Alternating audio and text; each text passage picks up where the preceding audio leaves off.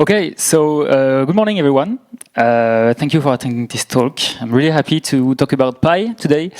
Don't worry, there will be plenty to hit after, so no need to rush at the end of the talk. There is... that would be okay. So, before I dive into this subject, I want to introduce a bit myself. So, I'm Alexandre Daubois, CTO at Letiol.com. I'm part of the Symfony core team and the FrankenPHP core team as well. And I joined the PHP maintainer team recently.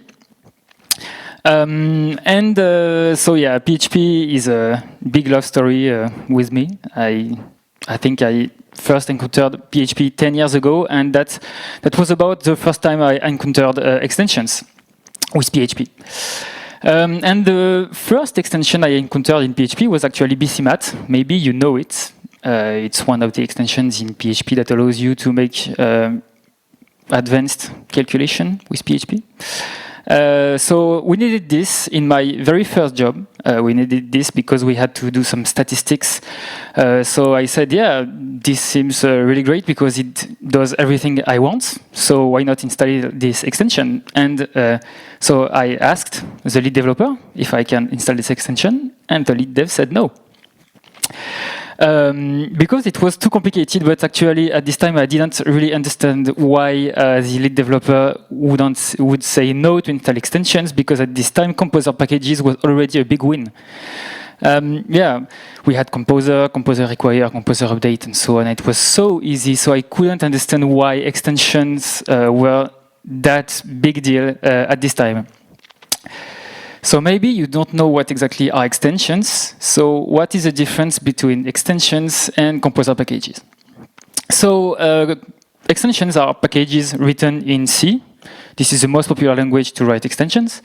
C++ is quite popular as well, but not as much as C. Rust, way more recent, but is gaining blazing fast popularity in the extensions world. And finally, Go. Most recent discovery, let's say, thanks to FrankenPHP. Now, Kevin told you about it yesterday during the keynote. But yeah, these are extensions are packages written with a low language level to extend PHP, expose new PHP functions, and so on.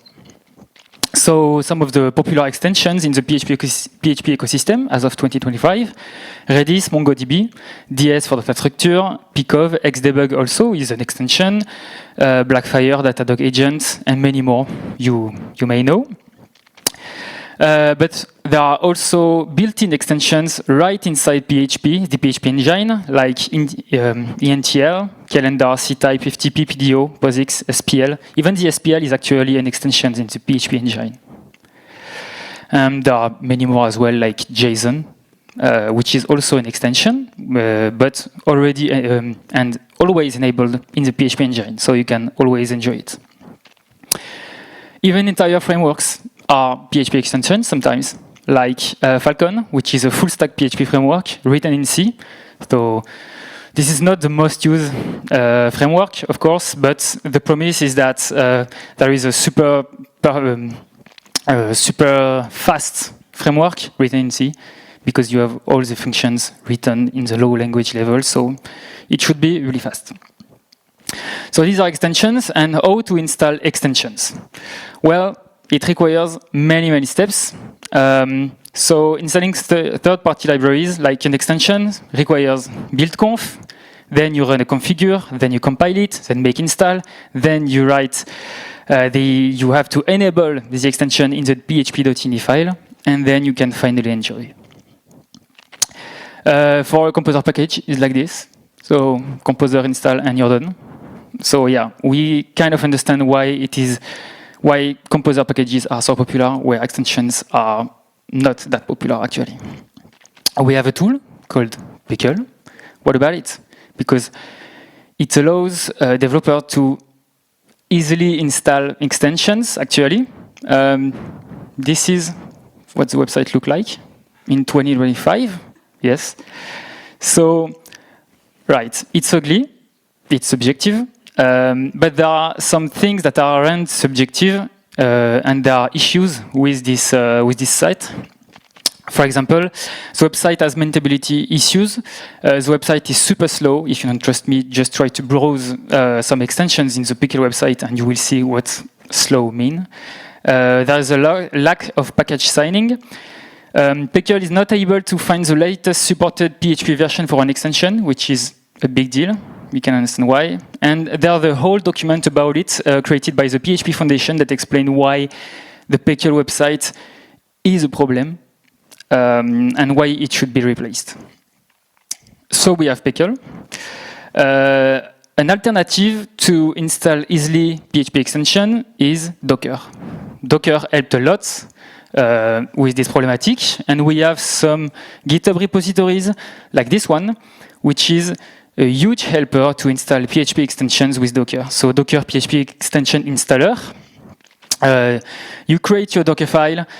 You just have to add one script, and then you can run a command like install PHP extensions, gd xdebug, and then you already have your extension right into your Docker, and that it works really well. And it supports 150 plus extensions, but actually it's really tied up to Docker. So this is not the ideal solution. It's great, but it's not ideal. And before I go further, little story time about extensions. So everything happened at the SymfonyCon 2023 in Brussels, in Belgium. And between a few conferences, I was catch in a conversation between some people of Symfony, some people of JetBrains, and some people of Packagist, and they were talking about a tool that could, I don't know, leverage Packagist infrastructure to install extension and so on, but I didn't understand well what they were saying at this time. But actually, it wasn't Symfony, JetBrains, and Packagist discussing together. It was actually the PHP Foundation board members discussing with people from Packagist that were discussing about leveraging Packagist infrastructure for extensions. Because just like Composer packages, extensions also have metadata for the configuration and so on. So there is a need to store those metadatas that actually are on the Pickle website. So for the people who don't know the PHP Foundation, this is the foundation that was founded in 2022 that support, advance, and develop the PHP language. They employ part-time and full-time developers to work on the PHP language. And yeah, this is people from this foundation that we're talking to people of Packagist. And yes, as I told you, one of the projects of the foundation was to replace Pickle, and they started to design something. So here you have directly on the PHP Foundation organization repo, a repo called PyDesign, which is all the design of this future tool, what should it do, what should it not do, etc. So one thing that you can easily grasp on this repository is that people know exactly how to name things. Nobody said that ever. Because as you can see, the first thing that you can see on the repository is that proposition of naming. So we had pepper, broccoli, pickled, composter, maestro. But Py was, as you can see in the last items, Py was the name that was kept. And the promise of Py is that installing third-party libraries becomes as easy as installing Composer packages. So you may have to just run Py install, and then theoretically you could enjoy already your extension, and that's it. So the PHP Foundation employed James Titcomb, which is a Py principal developer missioned by the PHP Foundation to work part-time on this project and make it come true. So the Py timeline, in March 2024, project kickstart. October 2024, version 0.1.0 was released. And then in June of this year, version 1 is released after 13 minor versions. So Py is actually out now. So let's see how you can use Py. So first, you just get the FAR file, just to and that's it. Actually, Pi is ready to work on your machine. You can show the extensions that were installed by Pi with the command show, and then you will have the extensions and their version that are installed on your computer. You can download an extension, so it will download the source code from GitHub and then store it in a cache on your computer. You have the build command to actually download and build the extension, so compile it, configure it, depending on your computer configuration, etc. And finally, you also have the install command, which will download, build, and install the extension, and place the extension will be generated using a .so file, and install will move this SO file to a directory where PHP can read it and use it to enable the extension. You can also provide some additional commands, arguments to the install command, like with PHP path. For example, if you are executing Pi with another version of PHP and you want to install the extension for another executable, then you can use with PHP path, etc. You have many arguments like this to customize your installation. As I said, all metadatas are on Packages. So you can head to packages.org/extensions, and then you will see all the available extensions that can be installed with Pi. There are many pull requests done in the many extension repositories to bring support to Pi, and then when they are available, they are displayed on Packages, and then you can just install them with Pi. In case you are creating an extension that is not open source and it is private source, then you can add new repositories, just like Composer. So you can add a path, a VCS, a private Packages, anything really. So you can store your code in a private repository and so on. And you can also, of course, remove those repositories if you don't need them, etc. So some features highlights from Pi. There is the automatic php.ini update now, which is really great. This means that when you install an extension with Pi, you don't have to go to the php.ini file manually to add the extension, so PHP knows how to load the extension. Pi does it automatically now, so that's one less step you have to do yourself. The GH token is also supported. This means that you can have your extension source code that is stored on GitHub on a private repository, and then Pi is able to use the JH token environment variable to access your private repository without to deal with complex credentials or so on. You have the uninstall command as well, which allows you simply to uninstall an extension that was installed with Pi. If you installed an extension without Pi, it is not able to install it for you, but pretty convenient. Maintainers can also restrict the OS compatibility, which means that if they know that some extensions are not available or compatible with Windows, for example, they can exclude the operating system right here. And then when you will try to install this extension with Pi, if it's not compatible, then you will have a message saying that the extension is not compatible with your operating system, for example.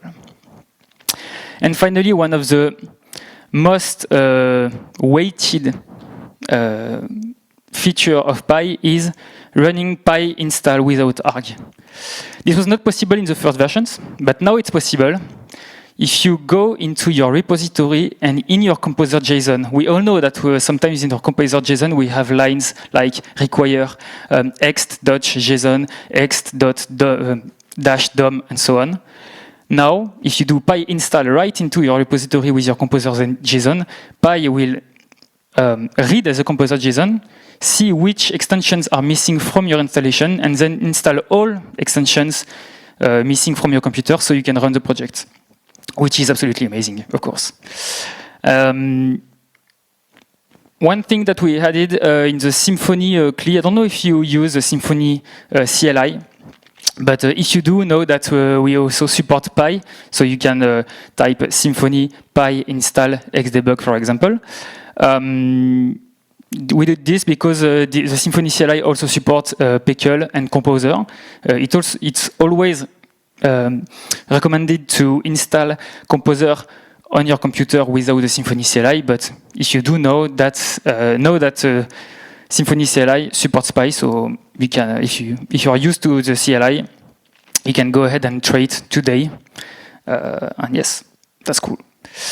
And finally, so we talk about Pickle and Py. Py is the theoretical replacement of Pickle, but that's not official. That's not how it's done with PHP. Maybe you know how it's done with PHP. You can't just decide things and say, okay, that's it, that's the way I want it. You have to go through an RFC process where you have at least 2 weeks of discussion in the internal mailing lists, and then people will have to vote on your RFC. Again, like 2 weeks of votes, and then accept or not the RFC.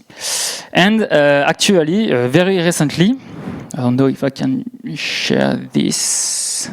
No. Oh, I don't know why I'm trying right now. Okay. So this is the RFC. So recommend Py and deprecate Pickle. This is the official RFC, which is being voted right now as I'm speaking. And what we can say is that, well, okay, this is just some bureaucracy. And then we have the votes here. And as you can see, nearly everybody voted yes to deprecate Pickle and have Py as the official replacement.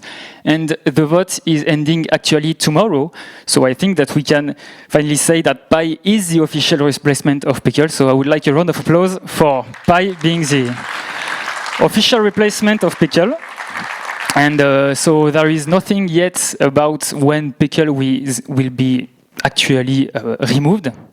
But this is a great step forward for the PHP ecosystem.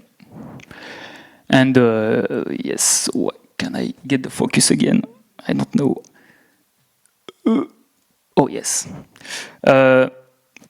Thanks. Do you have any questions?